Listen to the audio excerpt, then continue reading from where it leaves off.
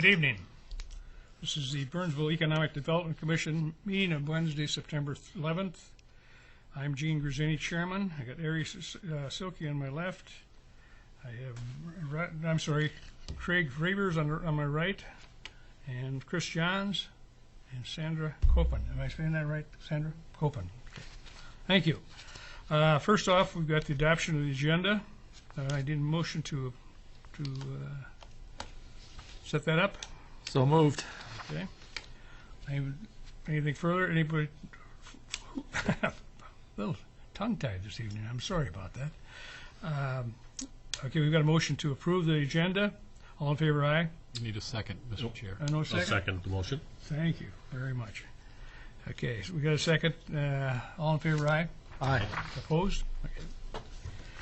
Also need a motion of approval of the minutes from May 8th, 2013. So moved. Second, anyone? Second. Okay. All in favor, aye? Aye. Opposed? Okay. We have an open business forum. I do not believe we've got anyone here. We do not, Mr. Chair. And excuse me for not introducing our staff person, Skip Ninehouse, who I believe is going to take over from there with the council. Oh, I'm sorry, council liaison, Mary Sherry.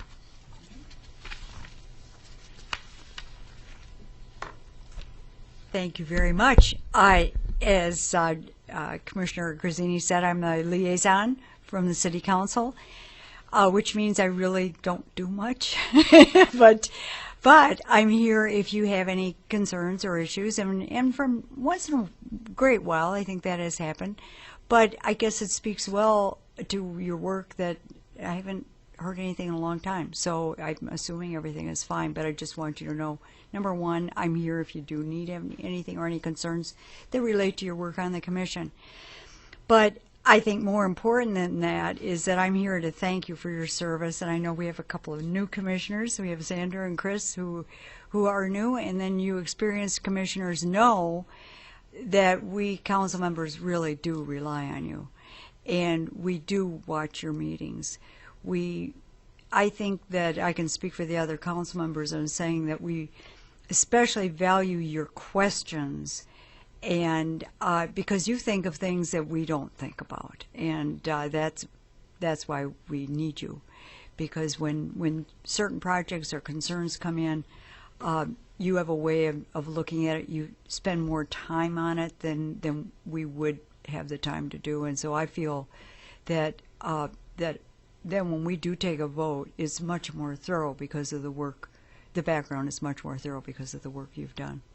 So I really, really want to thank you personally, and I want to thank you on behalf of the mayor and the council. And not only do I want to thank you, but for the members who are not here tonight, and for all of those who have served on this commission. It's very important, and I appreciate it very much. So thank you so much. Unless you have any questions, I think I will fade off into the sunset and let you do your work tonight. So Thank you very much. Thanks a lot. Okay. Review the second quarter open to business results. Skip.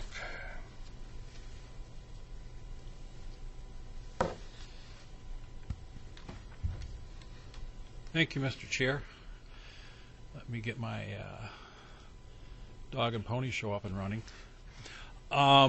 Commissioners, you may remember at your last meeting we presented the first quarter results on the Open to Business program, and at that time you did ask if we would present on a quarterly basis. So what I'd like to do for you is basically give you an update through the first 6 months of the year. Just for a little refresher, this is a new initiative this year. It's a partnership between the Dakota County Community Development Agency and the cities of Dakota County. Our chambers are assisting us in a marketing effort. They basically market the idea of the program to their members. The yearly cost of the program is $130,000, of which the CDA is paying half of that cost, and then each of the cities have an amount they are contributing based on population. Burnsville's contribution on a yearly basis is $7,500. The Open to Business program does have a full-time consultant just for Dakota County. Her name is Laurie Crow, and she spends one afternoon a month in each city hall, kind of an open door policy where any business or beginning business or someone who has an idea to have a business can come in and meet with her. She then also schedules appointments the rest of the month, and especially as she gets to working with her clients, we'll do ongoing meetings with them. So the cost for us to have a full-time consultant to work with startups and small businesses is obviously a fairly low cost. So far this year, Laurie has had 11 new clients in Burnsville. To put that in perspective, that's about 17% of the total number of new clients in the county amongst the 10 cities. The Open the Business program has given out $47,000 worth of loans to a couple of one Burnsville business and one resident of Burnsville who has a business elsewhere. That's actually 46% of the total amount of loans they've done in Dakota County.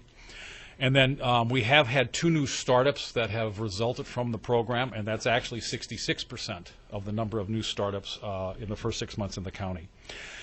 She continues to meet with some of the existing clients as she adds new clients, so it's kind of a spiraling up effect.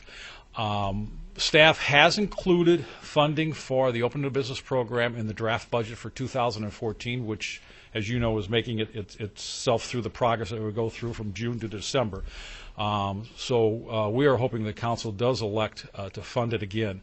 I would certainly answer any questions that the commission has, but that's the basic update for the first 6 months of that program. Questions on it, Lee? No. I have a question, Skip. Is this consulting available through other sources also? Other governmental sources, state? There are a number, Mr. Chair. What I'm asking, are we overlapping? No. There are other, for example, we do have a fairly active SCORE chapter in Burnsville that does provide some of this type of consulting. The SCORE consultants are basically volunteers, so they are basically available when they're available to the businesses, whereas this is a committed 40-hour per week, actually in Laurie's case probably more like 50 hours per week, 52 weeks out of the year person assigned to Dakota County. So she can be there all the time to work with the businesses. The other thing that they bring to the table is they have the ability to do small loans. SCORE will not do loans. SCORE will help you if you're going to go get an SBA loan. The MCCD, the overriding group, can do loans. So that's a piece that doesn't exist with other opportunities. And then they will also act as an intermediary with your bank to help you with a loan, and they'll also do some gap financing. So they provide a number of other kind of fingers in the pie that some of the other types of consulting does not. And then there's obviously business consultants that you can hire to come into your business. You mentioned that, and I didn't catch it completely, that a loan had been provided to someone that lived in Burnsville. They've done 2. What was that? They've done 2 loans. But one of them was a person that lived in Burnsville and has a business outside of Burnsville. In the St. Paul Central Corridor. That's correct. The way the program is structured, Mr. Chair, is if you are a resident of Dakota County, you're eligible to utilize the services. Or if you are going to have a business in Dakota County, you can utilize the services. So in this case, there was a resident who happened to live in Burnsville whose business is actually in St. Paul. She utilized the service via Dakota County. But not an economic development for Burnsville, actually. Not in the sense that it's a help to an existing business here, but obviously it is an assistance to one of our residents here for their business. Now I see that new businesses are house sitting and a home-based business. Can you explain further? What's house sitting? I don't know what house sitting is. It is exactly as it sounds. It is a business that if, for example, if you were a snowbird, you could contract with this person to watch and maintain your home for the 3, 4, 5, 6 months that you go to Florida, Arizona, California, wherever our snowbird might go. And or if you had an aging parent that, you know, maybe had gone into the hospital and was going to be in there for a time, and you needed someone to just make sure the house was being taken care of, this company could be hired for that service. It's kind of a new, unique service. Okay. And the actually in-home one, I'm sorry, Mr. Chair, but we didn't actually get the information of exactly what that business did. This is a new program for Dakota County, and this is also the first time that this group has ever done this program on a county-wide basis. Mm-hmm. So we are continuing to tweak how they report to us, and that is one of the things that we have requested in the future is when a business starts up, let us know at least what that business does. We're also asking them, as you may have noted in your background, that not only to supply us each quarter with the new clients that you've begun with, but how many carryover clients are you still working with? That will give us, I think, a better scope of what's going on. Mm-hmm. Any other questions? Are all the cities in the county participating, or majority? All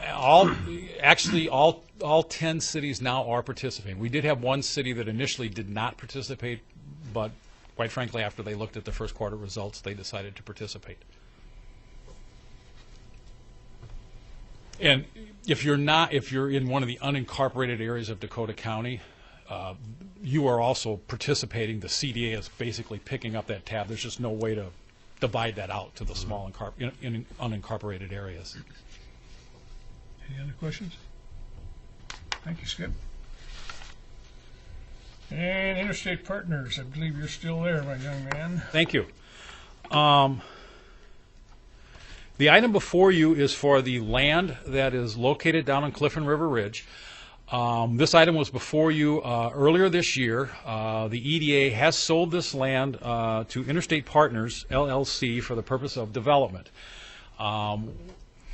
What has happened is the applicant has done a title search.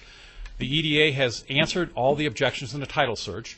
The applicant did what is known as a Phase 1 environmental study. That study noted some possible abnormalities at the site and has recommended a Phase 2 environmental study be done. That happened in late July. The applicant did have a closing date of August 1st, which they asked if they could have a postponement on that closing date to get an estimate for a Phase 2.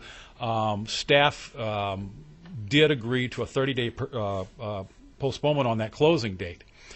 They have gotten a Phase 2 estimate. The Phase 2 estimate is basically $12,000 to do a Phase 2 environmental study. What the applicant is asking is that if the Phase 2 shows that there are contaminants on the property, that the EDA remediate those contaminants. Not abnormal, you know, for someone buying land to ask that. If the EDA is not willing at that point in time to do the remediation, there could be a cost factor, obviously, that the EDA would not want to engage in at that point in time. They are asking that that they then be allowed to terminate the contract. Again, that is not an abnormal request, and typically that's what you would expect would happen.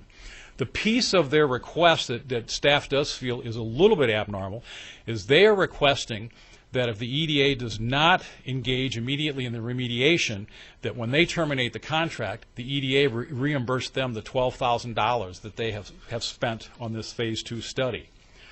It is staff's feeling that a Phase 2, like a Phase 1, like a title search, is all part of your due diligence when you buy property. The EDA has already invested about $40,000. We've done a tree survey on the property. We replatted the whole area down there. Typically, a developer would have to do a tree study if they're going to develop a piece of property. So that's a piece of an expense that that the EDA has already done. Typically, we would require them when you're wanting to buy a piece of property that intersects a number of parcels that you replat the area.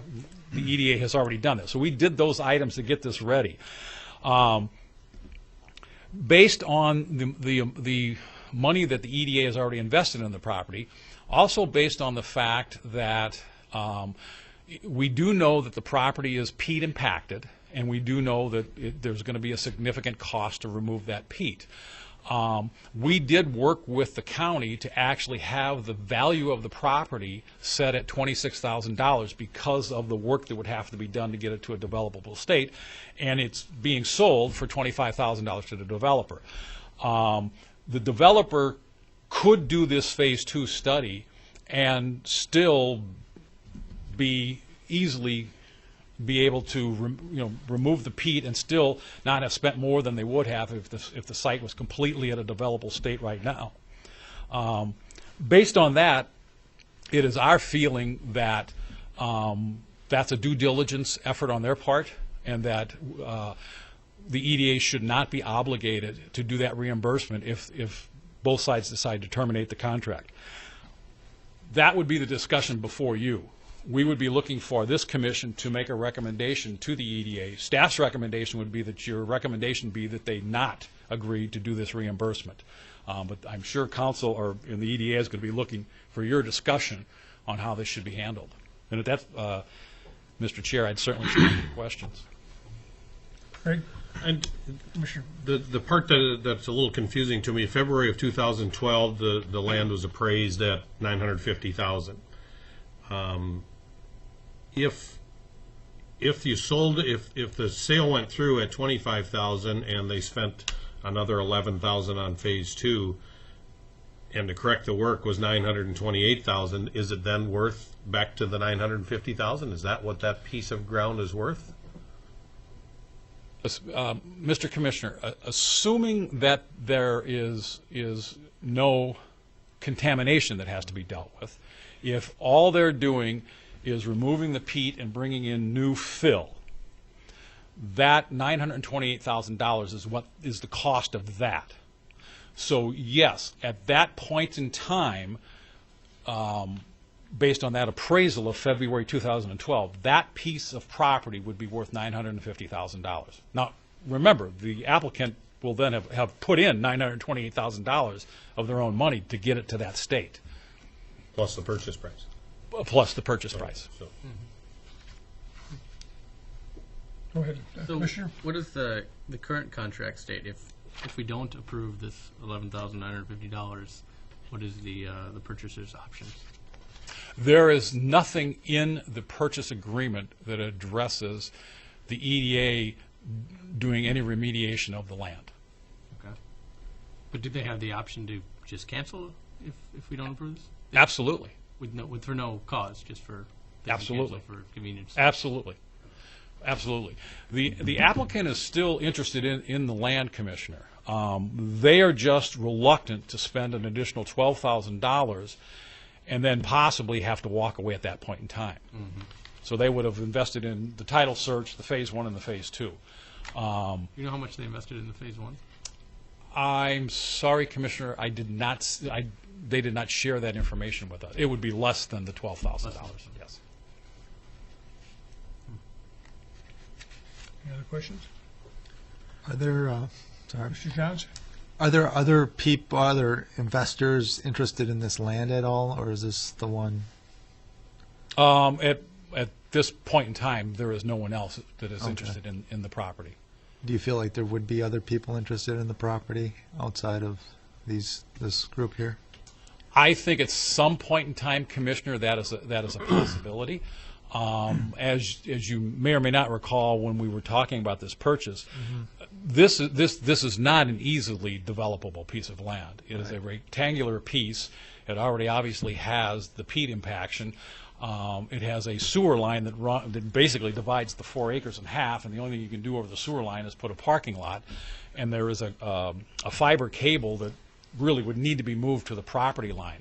So it certainly, by no stretch of the imagination, is this a highly developable piece of land. What it does have is a tremendous location, sitting on Cliff Road at River Ridge, 2 blocks from 35W and across the street from the Walmart. And that's why the applicant has remained interested in it, but as I said, they're reluctant to be on the hook for another $12,000 if the end result is they get no property out of it. I can understand that. And our our question for recommendation is not based on the sale of the land or anything. It's pretty much based on the $12,000. Should it be the EDA's responsibility to pay that $12,000?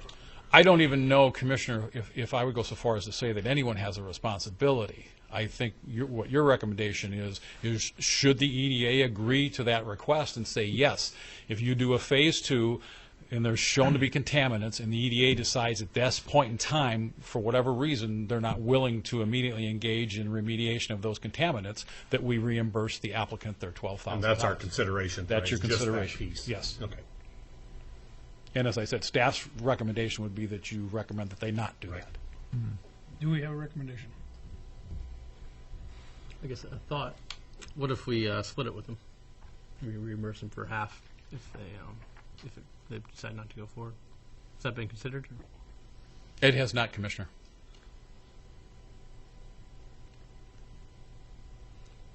I mean, my thoughts are this is business negotiation, right? Do you think we're going to lose a deal over $12K on $1 million, invested $12K, or you come back with a fair proposal back to them you think that they'll take to move forward to make it happen? I'm not obviously in the negotiations, so I can't. Hard to judge that, right? But common practice would be come back with a compromise. We want to keep them going. I would agree. That would be my concern too. And how much is the EDA into this piece of property for already? Obviously, the 40,000. 40,000. Is that it? That's it. Typical EDA contracts, when we're doing purchase contracts, we actually require the applicant to pay the legal fees associated with the contract.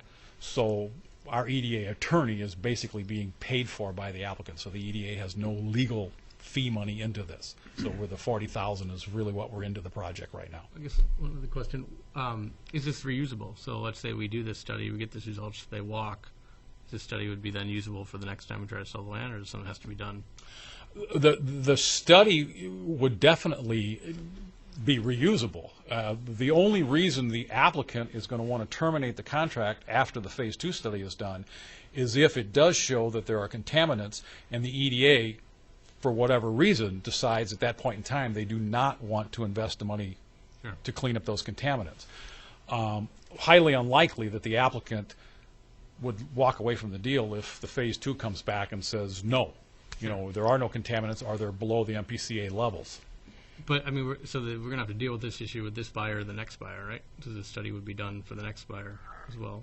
So finding out whether there's contaminants on there at some point will have to be done. That's correct. The question is who pays for it. That's correct. If it turns out bad. If it turns out bad and it's a huge amount to rework it, it may be an unsellable piece of land or a bad. That is absolutely correct, Commissioner.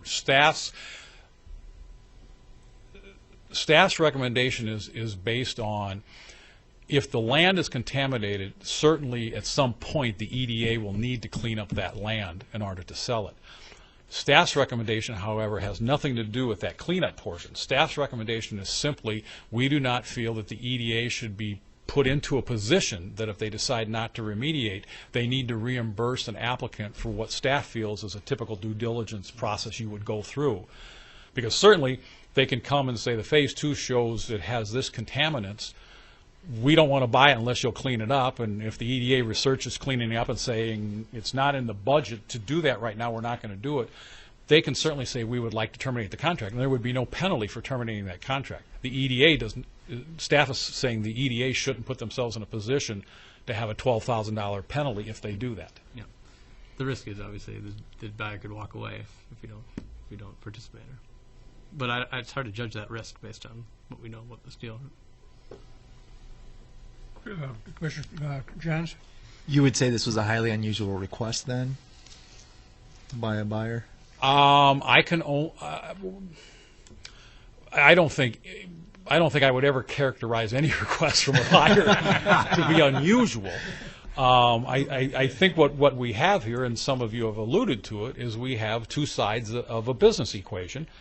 And staff's feeling is you do your due diligence when you want to buy land, and you do your due diligence so that you don't buy something that has a problem.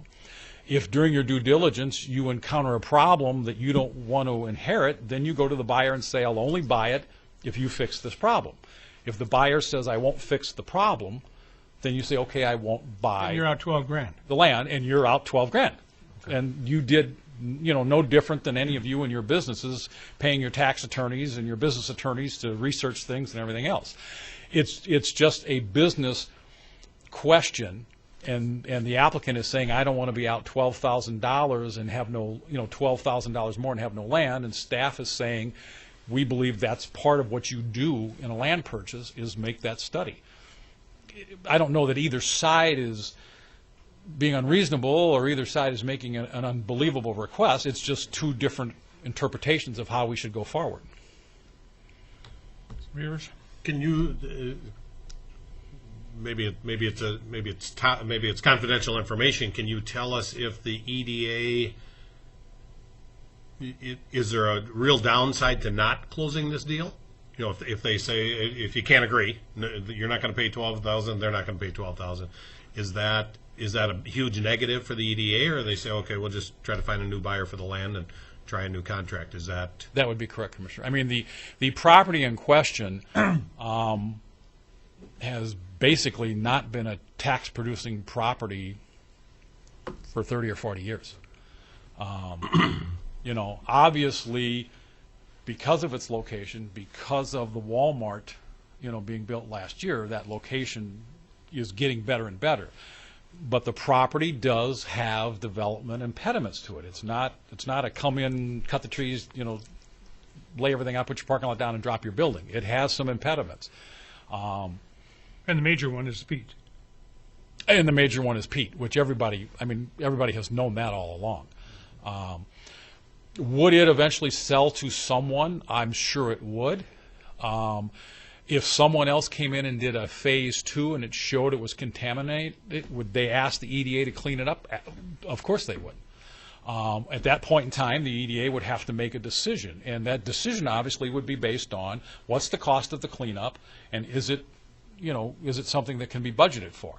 And as you know, we budget on a yearly basis. So if it's a cost that is significant, it would have to be put into a budget for the following year to do that type of cleanup. If we had a developer working with us, there are options for grants to do some of these cleanups, but those are competitive grants. There's no guarantee of those, and it's twice a year the state of Minnesota has a grant process that you can go through. Is the 928,000 a fairly recent number?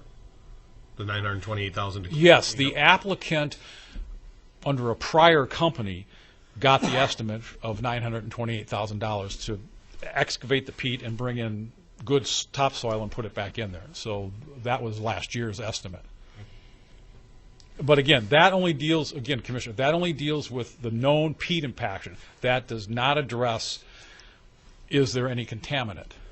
Now, the flip side is, if there is a contaminant, when the contamination is remediated, all the peat's going to get remediated. That's going to be part of the process too. So, one is going to kind of, piggyback on the other. Commissioner Copeland? Is a phase 2 necessary? Could they just build on it right now? Do they have to do their phase 2? They don't have to, but I think based on the fact that the consulting firm who did the phase 1 recommended it, I don't think a buyer would move forward without doing So it would be a normal thing for them to... Absolutely. Yes. Do we have a recommendation, Commissioners? I think I'd recommend we split it with them, pay half if, And how do you want to phrase that? whatever, half, just slightly under $6,000. Per their wording, basically, if the phase 2 comes back negative, they decide not to go forward, we would reimburse them, not for the entire amount, but 50% of the amount up to $6,000. Understand? Or maybe in this case, at least open a negotiation, that they negotiate the price? Yeah, I would say, So I would cap it, right, 50% up to $6,000. So if it comes in less than that, we'd pay less than that, but if it exceeded that, they'd pay it. Given the limitations of the land, excuse me, the land that we're dealing with here obviously has some issues, so given those limitations, maybe to preface that rather than having a precedent set. You understand what I'm saying? Yeah, I think it's a unique business negotiation. Unique situation, Still, we got right. a unique buyer for a very unique property, over a few $1,000s. It seems silly to potentially derail the deal. Now, they may be negotiating and just say yes if we say no, but my preference would be come meet them in the middle and assume they would take that. But other thoughts? Sir? Do we Commissioner need to Cole? stipulate that we want a copy of the Phase 2? I mean, you say we didn't get the copy of the Phase 1. Oh, yeah, I think that's Excuse, if I could, Commissioner Copa, we do have a copy of the Phase 1. What we they did not share with us was the cost of cost. it, Okay. Okay. which at the Yeah, time I there think, really yeah. wasn't any reason to Would do it be that. unusual if they wouldn't give it to you, the Phase 2? I don't think they have any problem giving us the Okay. Phase 2. Everybody understand our recommendation? I'll second that motion. Okay. Any further discussion? Can I hear the motion? What? Oh, Sorry. propose that we agree to pay up to 50% of the actual costs, not to exceed $6,000 for the Phase 2 work, if the Phase 2 work comes back as a contaminant and the EDA decides not to remediate. So they're going to be out $6,000 if it's bad. Their exposure is $6,000, or their exposure is 50% of it. Which also states that if they spend the 12,000 and there is no soil contamination, they pay the They pay 12,000. the 12,000. Okay. Or if they That's spend the how I'm- 12,000 and the EDA agrees to remediate the land, there's also no payment Right. from the EDA. I'll second that motion. Okay. Yeah, you have a second. I guess I'm sorry. Commissioner Johnson. All in favor, aye? Aye. Aye. Opposed? Okay. Good. Good discussion. Thank you, Commissioners.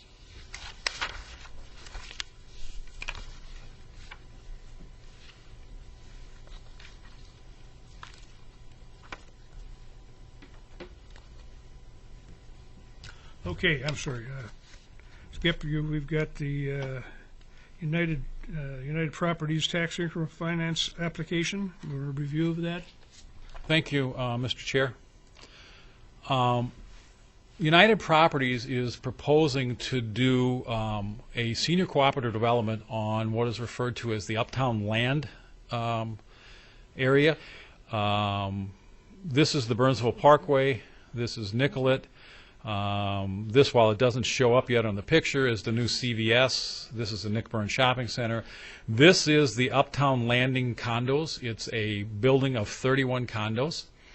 This is all vacant land over here, and this is what United Properties is in negotiations with the landowner to purchase to build their cooperative. They currently have these types of senior cooperatives in Bloomington, Roseville, New Brighton, and Maple Grove. The land is available because there was actually supposed to be 3 condominium buildings, each having about 37 units. 2 of those buildings have never been built. Basically, the original developer went bankrupt. The land was sold to another entity that sold the existing condo units out because none of those had been actually sold. The original developer basically went bankrupt as soon as the first building was built. They then did not wish to build more condos and sold to another developer who has looked at a number of options and decided they didn't want to develop anything, so the land has been sitting vacant. The land is about 1.8 acres. The project, the Applewood Point Senior Cooperative, would be 53 senior-owned, occupied cooperative units. They do not allow any rental of their units. They are all owned, occupied by the owners. That can never be turned into a rental? No, Never? it's in their bylaws. It'll be a 4-story building with underground parking, so there'll be a parking stall available for each of the units. The units will sell for approximately $195 a square foot. Here's pictures of some of their developments in other communities. They are obviously very nice developments. They are proposing basically the development would run along here with some surface parking for guests and everything else, and you'd have, this is the existing condo building, and here's an access point off of First Avenue. You can obviously see from this sketch plan there will be a lot of green space around there. It will obviously be built all to heart of the city design standards. It will, meet all of those criteria. It is without a doubt a very, very, very nice project, and it is the type of project that, quite frankly, United Properties has found gets great acceptance, and typically is sold out by the time everybody's ready to move in. There is approximately $14 million worth of development costs, which were outlined in your background by category. The issue that I'm a little confused by that figure up there. All the commas. Oh yeah, there's a little you're right, Commissioner. There's an extra number in there. Thank you. The issues that exist is there is $180,000 worth of delinquent taxes on the land and $109,000 worth of delinquent special assessments. The current owner obviously has not been paying those and is not willing to pay those. And United Properties, when they purchase the property, will have to make all those back payments. Hence, we end up with basically a gap that will exist, and that has brought United Properties to us asking for some financial assistance on this project. TIF is available. The heart of the city is in TIF District 6. That district will expire in 2019, so there's a very short window of TIF available for this project. We are anticipating that TIF payments would begin probably in 2016. So there's only going to be a few years in which we can make some assistance available. Typically, when we look at TIF applications, there are certain eligible costs that you can reimburse with TIF. The eligible cost in this project are a little over $1 million. So if there was $1 million worth of TIF available, we could, put it towards this project if we so desired. We are estimating that there's probably going to be about $338,000 worth of TIF available, and the applicant is basically requesting whatever is available. One of the things that I would remind the Commission is that the EDA only does pay-go TIF. And what I mean by that is we do not write a check to the developer for $338,000 on the first day. We pay them as the tax increment is generated. So if for some reason the project generates less increment than all of our projections show, the applicant would get paid less money. So at no time are we jeopardizing the existing tax base that exists there. It is only the increment that is always being given to the developer. Staff would recommend that the EDC recommend that the EDA approve this TIF contract. And the reason being is the land is sitting there not developed. It is basically under the ownership of an owner that at this point in time really has no desire to develop it. The land, obviously, year after year is generating more tax delinquencies because the owner is not willing to make the tax payments. And we don't. Is there a fee on top of the delinquency? There are interest payments and penalties on top of the unpaid taxes. And that is roughly how much? Between the two of them, we're talking almost $300,000 in past delinquencies. I understand, but if we got delinquency of $300,000, is there also another fee on top? No, that includes okay. the penalties and the interest that has been assessed against the property. There would come a point in time where the property could go tax forfeit, which means it would go on the auction block.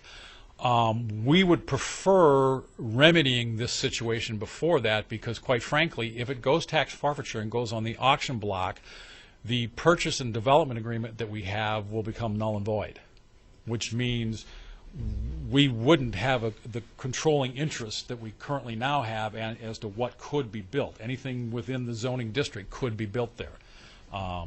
So that's another reason why staff is recommending this. Again, your consideration is, should this financial assistance be given to this applicant to do this project? And again, staff would recommend that you do recommend that this financial assistance be given. And I would certainly stand for questions, Mr. Chair. Commissioner Greb? The 338,000 TIF available, is that for that particular piece of land, or is that for the district? No, that is specifically the increment, the additional increment over those 4-year span of time that would be generated by that piece of property. Okay. So clarification, Mr. Silky? so the delinquent taxes and fees of almost $300,000, that needs to be paid on closing of the sale? Yes. The city. So we're, now if it would go to auction, would that money be written off, or would someone ever pay that? That would be written off. Okay, so essentially we'll be receiving $300,000, and then over the course of X number of years, we'd be giving it back on an increased tax basis. Not the exact same amount, but similar. Yes. Okay. Is there a downside? It seems like a no-brainer, but maybe I'm missing something. Staff has embraced this project. This is absolutely no downside. Do we have a recommendation?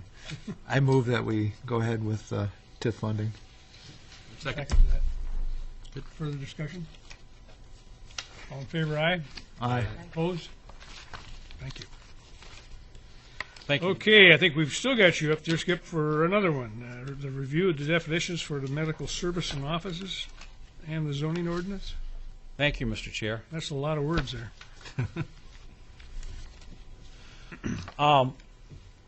This item is coming to you after having actually gone to Planning Commission twice now, and it was actually an item on Planning Commission's work plan for the year. One of the things that has been discovered is that across our zoning districts, we have all kinds of different definitions for office, office warehouse, medical establishments. We also, because of those different definitions, we in the past have allowed medical uses in the I-3 zoning districts. The I-3 zoning districts are primarily set up to be head of household types of companies, manufacturers, people like that. That zoning district basically exists on the south side of County Road 42, where you see, all of the big industrial buildings. Planning Commission, as I said, has gone through this twice. Staff's proposal is that we actually create a definition for medical service or clinic. And that definition, and I'm going to read it to you to make sure I get it all in here, that definition would state that medical service or clinic is a facility for the practice of medicine, mental health, chiropractic service, or dentistry for humans, including ancillary diagnostic laboratories and medical counseling services, but not including inpatient or overnight care or operating rooms for major services. We believe that definition basically covers all the various types of medical office and medical clinics and everything else, and obviously does not cover hospitals, because a hospital is called out in our zoning districts and our definition. So what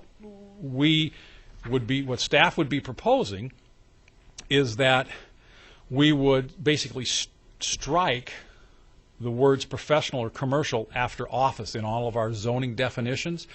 And an office would be basically a building or a portion of a building wherein services are performed involving predominantly administrative, professional, or clerical operations, but where goods are not produced, sold, or repaired. So you'd now, and this is where typically we allowed medical clinics based on this definition. Now we're defining this as the definition of an office, and then we'd have that separate definition for medical service. So the two would be distinctly called out within all the zoning districts and zoning code. We would basically delete the definition for office warehouse. So we would have a definition for office. There is a definition in our zoning code for warehouse. So what you'd end up with is medical service called out, office called out, and warehouse called out, and we would do that across all the zoning districts in which these types of entities are allowed. So basically everything would become standardized within our our zoning code. Where we need a recommendation from the EDC is, if we do not do this, and we basically leave the ordinance as it is, we believe that continues to leave it as vague and open to interpretation, and basically that we could interpret that you could do a medical clinic, or you could not. Staff would not recommend that we just leave it as is. You could recommend to not allow the medical services in I-3 at all. And so that would go to the strictest interpretation of I-3, which actually is the interpretation that most of our market cities have for that type of a zoning district. So this would actually bring us in line with our market cities. Most of our market cities would not allow a medical service provider in their highly industrialized zoning district. But this does leave things grandfathered. It would leave things grandfathered, but it would never allow any future, nor would it allow any expansion of those grandfathered existence. Again, this is not something staff would recommend, but it is an option that both you and the Planning Commission could. You could recommend that we allow the medical services as a permitted or conditional use with, say, some minimal square footage so that they're not generating high amounts of traffic, because, again, the parking in the I-3 typically is not the type of parking for businesses that are generating a lot of traffic all day long. Therefore, you go there and you manufacture a product. It's basically parking for your workers. So the parking lots are not big if you drive along those areas. But you could say, hey, let's let it in I-3, but let's say it has to be a certain square footage so we can deal with the parking issue. If we did that, we would probably say let's allow some of the bigger stuff, but let's not allow the small things that churn a patient every half hour or ever so like that. Again, this is not something that staff would recommend, but it is another option that you could decide to do. You could allow the medical services as a permitted or conditional use with no minimum square footage. This basically is how we interpret it right now, but it's not a conditional use. We basically interpret it this way, and it's just an allowable use. The advantage staff believes to having it as a conditional use permit is then there is a process that you have to go through, and council would have to approve that conditional use permit. This would allow staff to make sure things such as parking and everything else are adequate for what exists.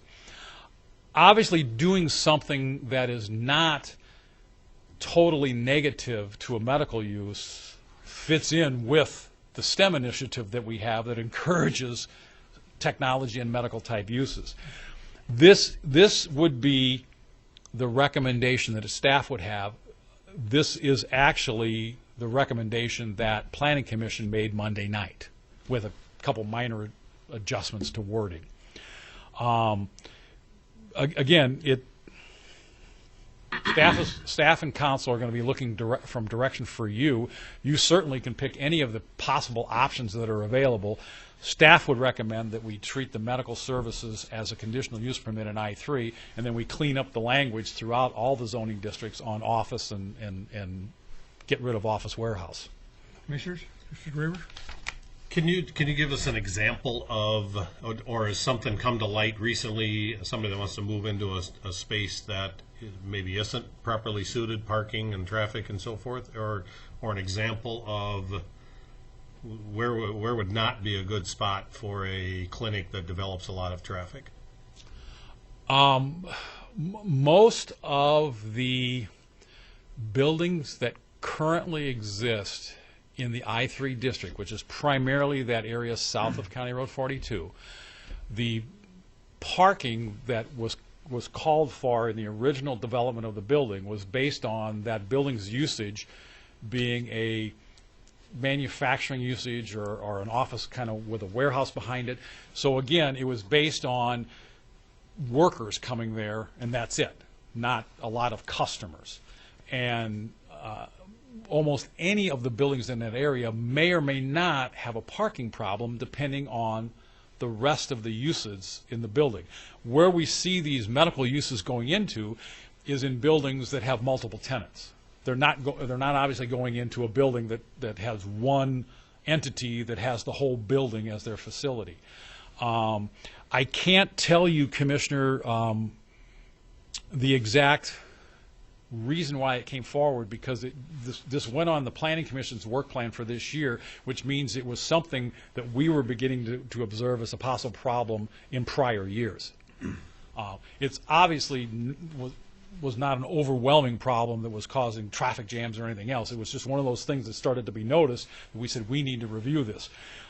We did have a planning intern, her actual last day was today, who was with us for the summer, and one of her tasks was to research how our market cities treat medical services. That's when we found out that our market cities basically do not allow them in their highly industrial zoning district. So if we didn't allow them at all, we wouldn't actually, be at a negative as it relates to our market cities. We would be basically in line with them. Again, staff doesn't feel we should dial it back that far, because there are already, I think there's 6 of them that exist in that district.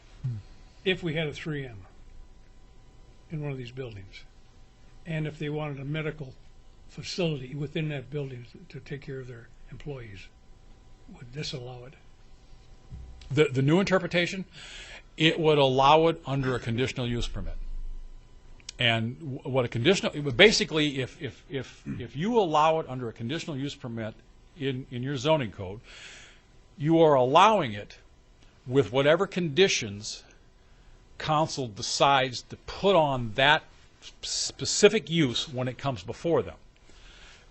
Typically, those conditions they're not going to be onerous conditions that don't make sense. We're going to be looking at this from a parking standpoint and the relationship to everything else. So yes, in your case, it would be allowed, assuming the applicant has no issues with the conditions.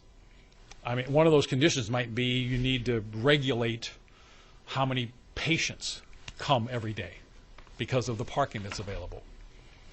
Okay. So if this becomes the recommendation or the adopted policy, there could be 2 buildings side by side on the south side of 42 in that warehouse area. One could have a medical facility and be fine based on the other tenants in the building, and another one would not fit because of those tenants? Is that? It wouldn't be necessarily who the tenants are. It would be what type of parking needs. Basically, we're looking at parking. Right. So if a building existed that had limited parking and an applicant was looking to lease space, and there was a concern that the amount of patients or whatever would turn on such a process that we'd have issues with parking, a condition, council may put on a condition that would say you're only allowed to have X amount of patient visits per day because that's how many parking stalls can be assigned to you. The applicant then obviously would have to make a decision, can I make my business work in that space if I can only have so many patients a day? Any of the commercial districts will allow a medical service. So there are plenty of other places in Burnsville you could have that medical service. It's just, it would be viewed as a conditional use permit in that I-3 district. Will you ever get to the other way around where you allow something today based on a certain CUP and that works fine, and then all the other tenants move out and different tenants move in that don't have a conditional use permit, but they now require more parking, which makes the medical services parking not work with the new tenants?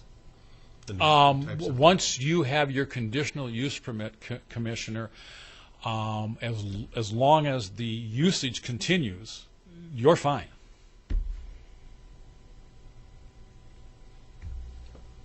Any other comments? Is there a recommendation? Do we have, is there a number on this one? A lot of choices. We got a lot of options there, yeah. Well, the one that what staff is recommending is very simply recommends medical service or clinic as a conditional use in the I-3 district. So moved. Well put. Second. Second. Discussion? All in favor, aye? Aye. Opposed? No. Hearing none, it's passed. Very good, Skip, very well done. And then we have the updates.